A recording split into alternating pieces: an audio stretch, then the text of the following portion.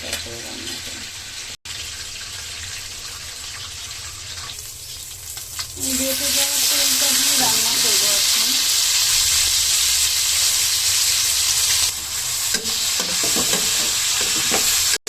যখন পেঁয়াজটা একটু লালচে হয়ে আসবে তখন আমরা দিয়ে দিলাম রসুন পেস্ট এবং আদা পেস্ট। এটা আপনারা আপনাদের পরিমাণ মতো দিয়ে দিবেন।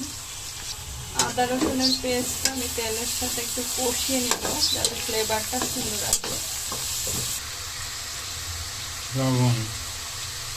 এখানে আমরা আদা রসুনটা কিন্তু ভালোভাবে কষিয়ে নিয়েছি এবং লবণ মরিচের গুঁড়া দিয়ে আরেকটু কষায় নেব।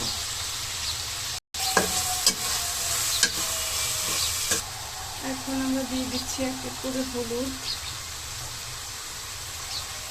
গরম মশলার গুঁড়া, জিরার গুঁড়া, আর আমি নামানোর আগে আরেকটা মশলা ইউজ করবো, সেটা স্পেশাল একটা মশলা।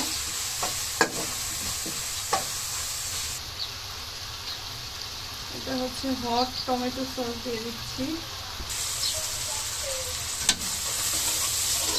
এটা হচ্ছে সাথে গুঁড়া দুধ দিলাম, আপনারা চাইলে টক দইটাও দিতে পারেন। মশলাটা যত ভালোভাবে কষিয়ে নেবেন আপনার রান্নাটা কিন্তু তত বেশি মজা হবে। এখানে দিয়ে দিচ্ছি আমি রান্নার পিসগুলো।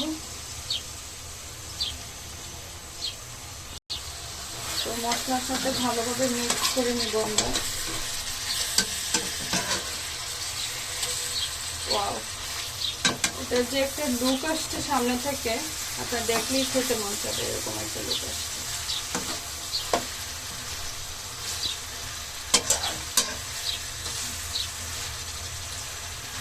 তো আমরা হচ্ছে অনেকক্ষণ ঢাকনার সাহায্যে প্রায় 30 মিনিটের মতো রান্না করেছি। এটা হচ্ছে আমাদের ফাইনাল লুক। তো আজকের রেসিপিটা কেমন লেগেছে অবশ্যই কমেন্ট করে জানাবেন, এবং এটা খেতেও কিন্তু দারুণ মজা। আল্লাহ হাফেজ সবাইকে।